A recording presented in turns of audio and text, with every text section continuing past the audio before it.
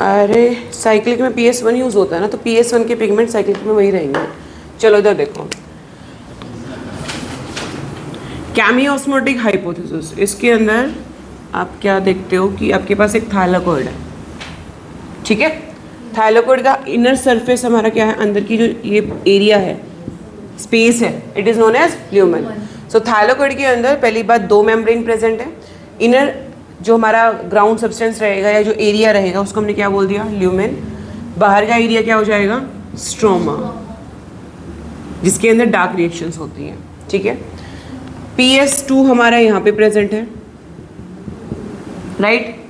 हम अभी तक बोल रहे थे ना कि primary electron acceptor, primary electron acceptor अधिकतर ये आउटर मेम्ब्रेन के पास ही होते हैं, ठीक है।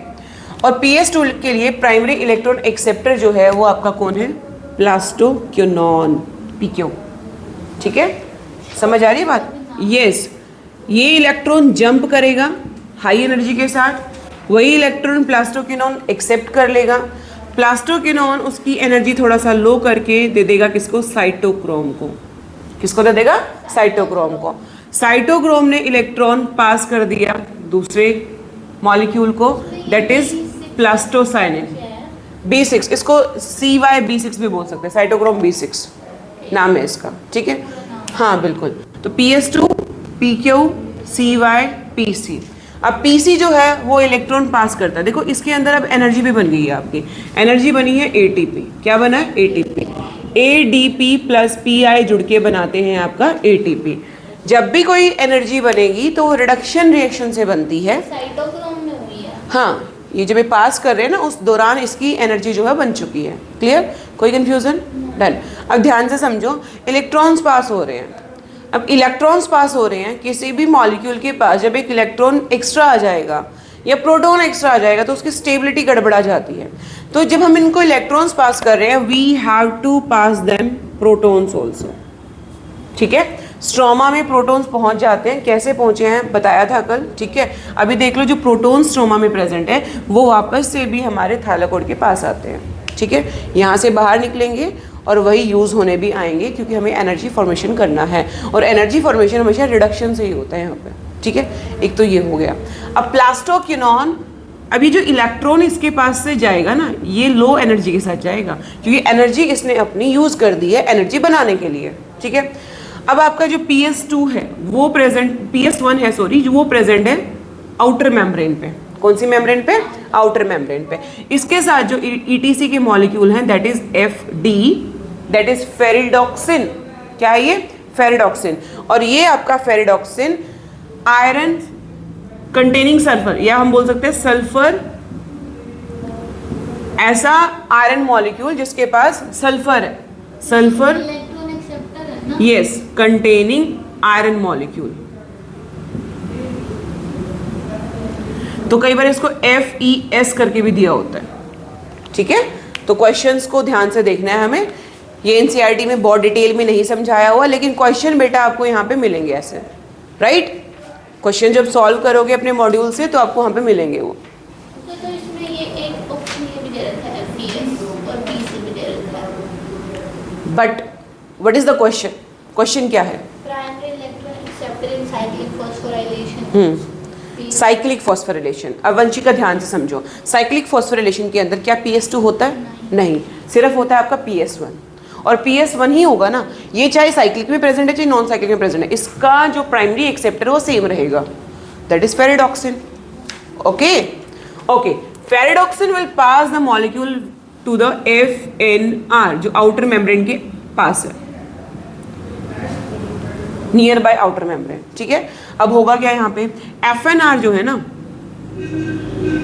NADP प्लस H पॉजिटिव को रिडक्शन, मतलब NADP का रिडक्शन हो रहा है और वो क्या बना देगा, NADPH।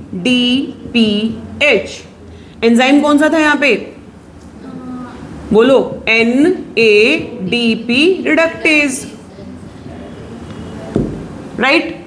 अब ध्यान से देखो, PS2 एंड PS1 आपके पास दो फोटो सिस्टम है, PS1 एंड PS2 दो फोटो सिस्टम है। PS1 को इलेक्ट्रॉन कौन पास कर रहा है? प्लास्टोसायनिन। उसको कौन कर रहा है? साइटोक्रोम। उसको कौन कर रहा है? प्लास्टोक्विनोन। और प्लास्टोक्विनोन किससे ले रहा है? PS2 से। अल्टीमेटली हम बोलेंगे, ये तो हमारा ETC का पार्ट है, राइट? अल्टीमेटली हम बोलेंगे PS1 ने इलेक्ट्रॉन लिया PS2 से, ठीक है? एक ना कॉन्सेप्ट अपना पूरा ध्यान से समझ लो कि क्या हो रहा है यहाँ पे।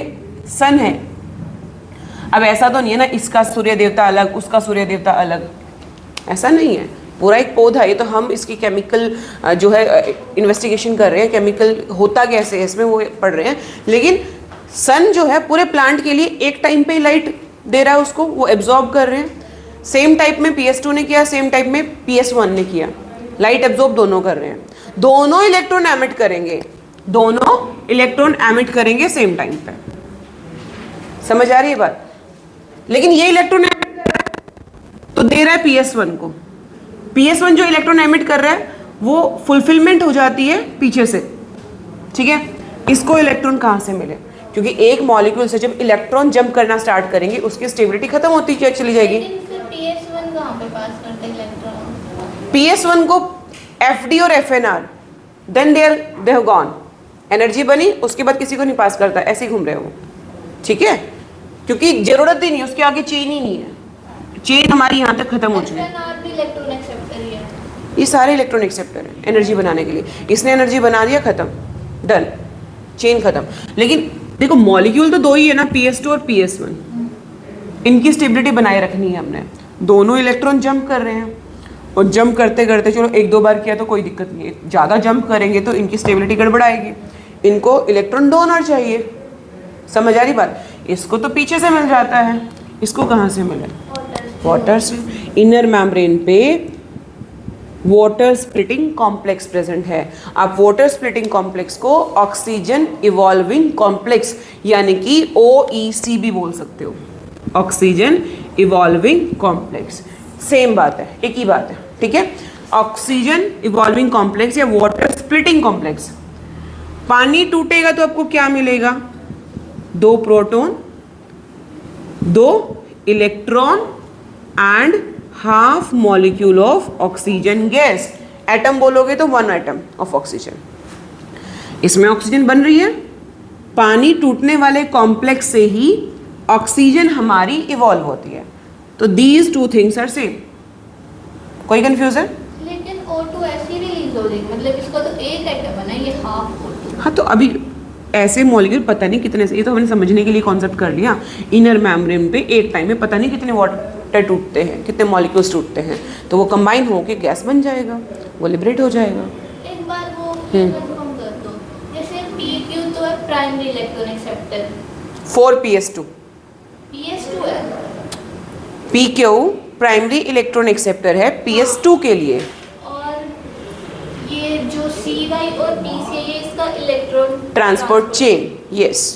और ऐसी PS1 में कौन है फिर? FD और FNR उसकी चेन। यस, समझ आ गया? ठीक है, गुड। चलो, तो ये कॉन्सेप्ट क्लियर है। अब देखो क्या हो रहा है। इलेक्ट्रॉन्स तो भाई मिल गए हमारे PS2 को। ये प्रोटॉन जितने पानी टूटेंगे वो यहाँ पे एक्यूमुलेट होता चला जाएगा, ठीक है? समझ आ रही है बात? तो यहाँ पे इसकी कॉन्सेंट्रेशन हो जाएगी हाई इलेक्ट्रोकेमिकल ग्रेडियंट बोलते हैं इसको, ठीक है? Okay, oxygen gas will liberate out from the plant, ठीक है? बचा हमारा H पॉजिटिव, राइट, प्रोटॉन्स। उसको इतना ज़्यादा एक्यूमुलेट होने की वजह से ग्रेडियंट बन जाता है, क्योंकि स्ट्रोमा में देखो यहाँ से भी यूज़ हो रहा है और यहाँ पर भी यूज़ हो रहा है हमारा H एटम, ठीक है? तो ल्यूमन और स्ट्रोमा को मैं कंपेयर करूँ तो ल्यूमन में हमारा H पॉजिटिव का कॉन्सेंट्रेशन इज इंक्रीजिंग, है ना, time to time, and in stroma it is decreasing. कोई कंफ्यूजन? तो ये बन गया आपका gradient from high concentration to low concentration. Gradient means when the concentration in 2 parameters, है ना, इज नॉट सेम, ठीक है? एक में हाई एक में लो हो जाए तो वो मूव करना स्टार्ट करता है मॉलिक्यूल। क्लियर? अब डिफ्यूजन बिना किसी प्रोटीन के होती, from high concentration to low concentration, then it will be diffusion. But when protein is required for diffusion then it will be diffused diffusion, ठीक है, या फैसिलिटेटेड डिफ्यूजन, क्या बोलेंगे, facilitated diffusion, done. So here we are having CF naught particle. CF naught तो है हमारी membrane के अंदर एम्बेड, है ना, अंदर धसा हुआ। F1 पार्टिकल वो प्रोट्रूड है बाहर की तरफ from the outer membrane, clear. CF1 के पास एक एंजाइम एसोसिएटेड है that is ATP synthase, done, जो कि क्या करेगा, ADP प्लस PI को जोड़ेगा और यहां बना लेगा ATP, क्लियर। हुआ कैसे, H पॉजिटिव जुड़ता है यहाँ पे, ये रोटेट करेगा ताकि H पॉजिटिव आ सके बाहर की तरफ। इसके रोटेट करने से CF1 की शेप चेंज होगी, कॉन्फ़िगरेशन में चेंज आएगा, जिसकी वजह से ATP फॉर्मेशन हो जाएगा। मतलब मैम एटीपी की मतलब क्वांटिटी ज़्यादा होती है ना, क्योंकि एटीपी यहाँ बिल्कुल बिल्कुल। At the last of the chapter we will calculate how many ATP, how many NADH are produced during the whole reaction, clear। ये कॉन्सेप्ट बहुत इंपॉर्टेंट है, इसमें से क्वेश्चन नीट के अंदर देखा जाता है, फ्रिक्वेंटली देखा जाता है, ठीक है, बट डिटेल में पता होनी चाहिए चीज़ें, अदरवाइज कन्फ्यूजन। देन इसको ना एक साइड इस तरह से भी बना लो, लास्ट में पेजेस है तो अच्छे से देखो, कोई चीज़ आपने छोड़ तो नहीं दी है।